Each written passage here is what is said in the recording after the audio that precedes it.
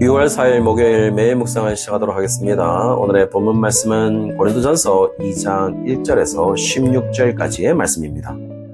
오늘 본문에서는 바울의 복음의 선포는 어떤 내용으로 이루어졌는지를 이야기하면서 시작을 하고 있는데요. 바울은 자신이 복음을 선포함에 있어서 1절에 말과 지혜의 아름다운 것으로 하지 아니했다라고 이야기하면서 바울의 말솜씨나 말기술을 사용해서 복음을 선포한 것이 아니라는 사실을 이야기하고 있고, 지금 바울이 이야기하고 있는 것은 말을 잘하고 못하고가 중요한 것이 아니라 중요한 것은 2절에 우리가 복음을 선포할 때에 예수 그리스도와 그 십자가의 죽음이 중심이 되었는가 라고 하는 것이 가장 중요하다는 사실을 이야기하고 있는데요. 정말 우리에게 많은 것을 이야기해주고 있습니다. 사실 목사님들이 설교할 때 그리스도의 십자가가 중심이 되고 있을까요? 이 땅에 많은 목사님들이 다시 한번 생각해 볼 문제가 아닐 수가 없는 것이죠.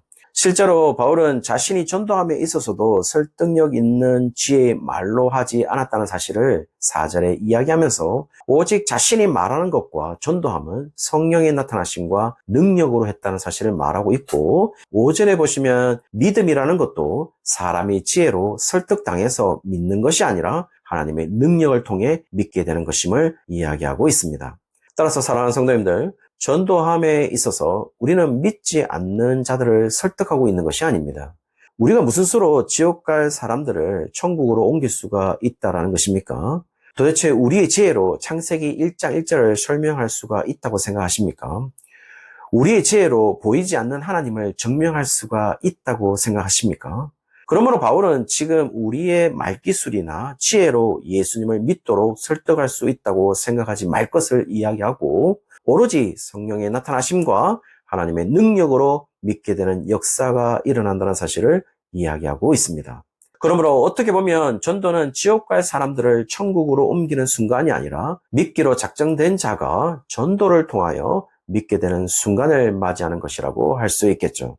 그래서 6절에서 9절에 보시면 하나님의 지혜로서 복음은 실제로 감추어져 있어서 아무리 들어도 듣지 못하고 눈으로 실제로 본다고 해도 보지 못하고 사람의 마음으로 생각하지도 못한 것이라고 이야기를 하고 있는데, 실제로 그랬지 않습니까? 예수님의 시대에 예수님의 실제적인 음성을 듣고 복음을 들었지만, 실제로 예수님을 눈으로 보았지만 여전히 그들의 마음에 참된 믿음이 생기지 않았기 때문에 결국 어떻게 했습니까? 예수님을 십자가에 죽였습니다. 따라서 예수님도 어쩌면 자신에 대해서 선포하면서 놀라운 하나님의 지혜를 가지고 있었지만 믿지 않는 자들을 설득하지 않았습니다. 오히려 상당히 좁게 이야기한다면 믿기로 작정된 예수님의 제자들을 위해서만 자신에 대한 복음을 선포하셨다고 보는 것이 맞지 않을까요? 그러므로 예수님도 하지 않은 일을 우리가 할 수 있다고 생각하면 안 되겠죠. 그리고 제자들을 보면 예수님과 함께 한 공생의 기간에 자신의 사명과 믿음을 확실히 한 것이 아니라 오히려 공생의 기간에 예수님에 대한 무지와 오해와 배신의 과정을 거쳤고, 오순절 성령 강림 이후에 진정한 예수님의 제자로 설 수 있었다는 것은 결국 진정한 그리스도인은 성령의 임재로 이루어지는 것이라는 사실을 말해주고 있고, 바울 역시 10절에 오직 하나님이 성령으로 하나님이 사랑하는 자들을 위해 예비한 모든 것을 보이셨다고 이야기하고 있으니 그 전에는 확실하게 알 수 없다라는 사실을 말하고 있는 것으로 보입니다. 그러므로 어제도 말씀드린 바가 있지만 예수님을 믿는다라는 것이 우리의 의지적 요소로 우리가 믿는다라는 명제가 성립하는 것이 아니라 성령의 능력을 통하여 우리가 믿어진다라는 명제가 훨씬 더 성경적이라는 사실을 이야기하고 있는 것으로 보이고, 그러므로 성도님들, 믿음 좋네, 나쁘네 이런 말들도 전혀 성경적이지 않습니다. 성령으로 인해서 선물로 주어진 믿음을 좋다 나쁘다 할 수 있겠습니까? 따라서 우리가 아는 것은 12절에 우리가 성령을 받은 자들이라면 우리가 당연히 값없이 받을 만해서 복음을 받은 것이 아니라 하나님으로부터 감춰진 것들을 우리들 정도는 알만한 자격을 갖추고 있어서 알게 된 것이 아니라 모두가 하나님이 값없이 은혜로 주셨다는 사실을 알게 된다는 사실을 이야기하고 있고, 13절 마지막에는 놀라운 이야기까지 하는데 영적인 일은 영적인 것으로 분별한다고 이야기하고 있는데요. 여기서 실제로 먼저 나온 영적인 일은 중성, 복수, 목적격을 취하고 있고 정확한 직역을 한다면 영적인 것들을 이라고 보는 것이 맞을 듯하고 뒤에 나온 영적인 것으로는 남성, 복수, 역격을 취하고 있기 때문에 정확한 직역은 영적인 사람들에게 라고 번역하는 것이 적절할 듯하고 분별하다라는 것은 쉰크리도라고 해서 비교하다, 해석하다는 의미를 가지고 있다면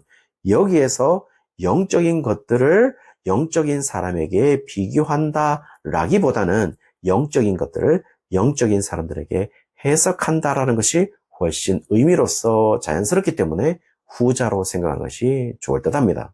그렇다면 이어서 13절에 바울은 사람의 지혜가 가르친 말로 하지 아니하고 오직 성령의 가르침을 받는 사람들은 오직 영적인 사람들로 푸뉴마티코스에게만 한정되어 있다는 사실을 이야기하고 오로지 그들만이 성령에 속한 자로서 이런 영적인 것들을 해석했을 때 그 해석을 받아들일 유일한 자들이라는 사실을 이야기하고 있는 것으로 보입니다. 따라서 그들만이 복음을 듣고 믿기로 작정된 자들임을 이야기하고 있고 좀 더 깊게 나아간다면 고린도 교회 성도들만이 바로 그런 자들이라는 사실을 이야기하고 있는 것이겠죠.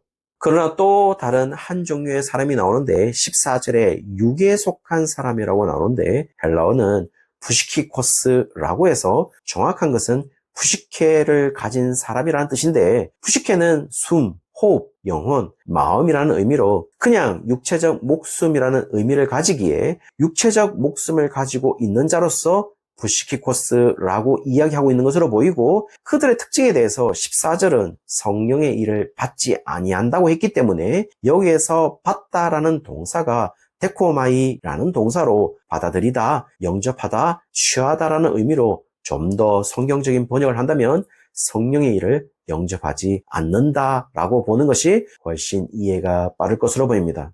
그러므로 쉽게 예수님의 복음을 영접하지 아니한 자를 의미하는 것이겠죠.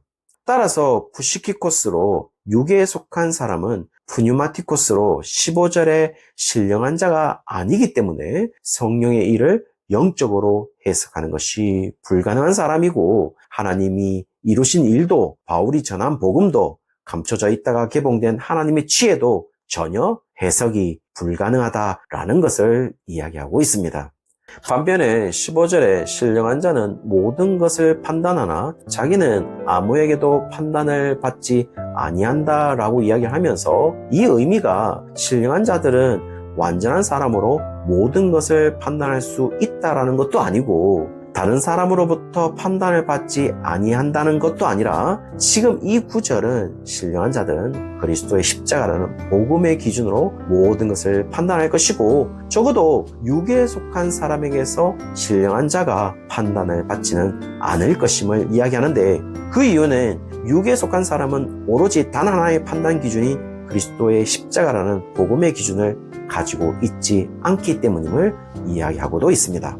따라서 지금 바울은 두 종류의 사람으로 나누는데 신령한 자로 그리스도의 십자가라는 복음의 기준을 가진 푸뉴마티코스와 육에 속한 사람으로 그리스도의 십자가라는 복음의 기준을 가지지 않은 푸시키코스로 나누고 있고 그 구분을 쉽게 16절에는 그리스도의 마음을 가진 자로서 신령한 자 푸뉴마티코스, 그리스도의 마음을 가지지 못한 자 육에 속한 사람으로 푸시키코스라고 이야기하고 있는 것이겠죠. 사랑하는 성도님들, 오늘 바울은 고린도 교회 성도들에게 너희들은 누구라고 생각하느냐라고 물을 때 바울은 너희들은 푸뉴마티코스라는 사실을 잊지 말 것을 이야기하면서 그런 사람들이라면 지금 너희들이 어떤 삶의 형태로 어떤 신앙의 형태로 나오는 것이 맞는지를 물으면서 자신의 모든 것을 그리스도의 십자가라는 복음의 기준으로 해석할 것을 권면하고 있는 것이겠죠.